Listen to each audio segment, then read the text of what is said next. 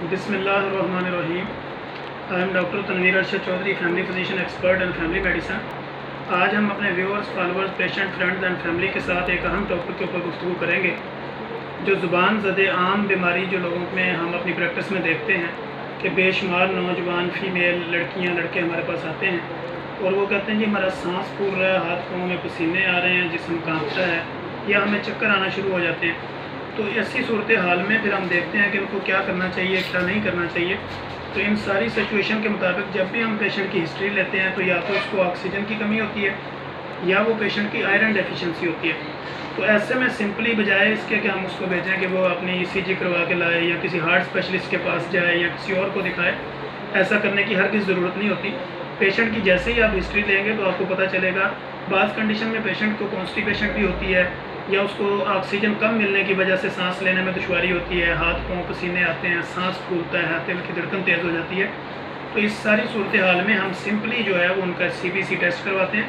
تو اس کروانے کے بعد ہمیں پتہ چل جاتا ہے کہ اس کے RBC کتنے ہیں، HB کتنی آ رہی ہے یا اس کو باقی کیا مسائل ہیں۔ اگر کوئی ضرورت پڑے تو ہم کیلشیم وغیرہ بھی کروا لیتے ہیں۔ تو ایسی صورتحال میں اکثر کیس جو ہم نے اسٹڈی کیے ہیں اپنے کلینک پہ، اپنی پریکٹس پہ، کوئی سینکڑوں کے حساب سے ایسے کیس جو ہے وہ ہم نے اسٹڈی کیے ہیں کہ جن میں جو ہے وہ آئرن ڈیفیشنسی اور کیلشیم کی وجہ سے اور آکسیجن کم ہونے کی وجہ سے پیشنٹ جو ہے وہ دل کی دھڑکن کا شکایت کرتا ہے آپ کے سامنے، اور سانس رکنے کی شکایت کرتا ہے، ہاتھ پاؤں کانپنے کی شکایت کرتا ہے، ٹھنڈے پسینے آنے کی شکایت کرتا ہے۔ تو ایسی صورتحال میں اگر ہمیں ان دونوں ٹیسٹوں میں بھی کوئی چیز نہ ملے تو پھر ہم جو ہے نا اس کا تھائرائڈ فنکشنل ٹیسٹ کرواتے ہیں۔ تو ایسے میں جتنے بھی پیشنٹ آپ کے پاس آ رہے ہوتے ہیں تو ایسی کنڈیشن میں ہمیں سب سے پہلے ان کی ڈائٹ، پھر ان کو کہنا ہے کہ پراپر فریش ایئر میں تھوڑا ٹائم اسپینڈ کریں، اپنا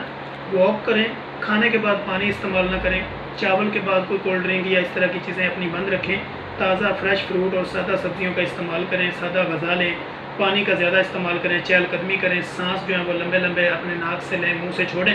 تو ایسی صورتحال میں ان کی یہ دل کی دھڑکن کا تیز ہونا، ہاتھ پاؤں میں پسینے آنا، سانس پھول جانا جو ہے، ایسے مسائل سے ان کو چھٹکارا ملے گا۔ تو انشاءاللہ ہم کوشش کریں گے کہ نیکسٹ ایپیسوڈ کے اندر آپ کے لیے کوئی نئی ویڈیو لے کر آئیں تاکہ انفارمیٹو ویڈیو آپ تک پہنچتی رہے اور آپ لوگ جو ہے وہ اس کو سن کے اس سے استفادہ حاصل کریں۔ Thank you so much.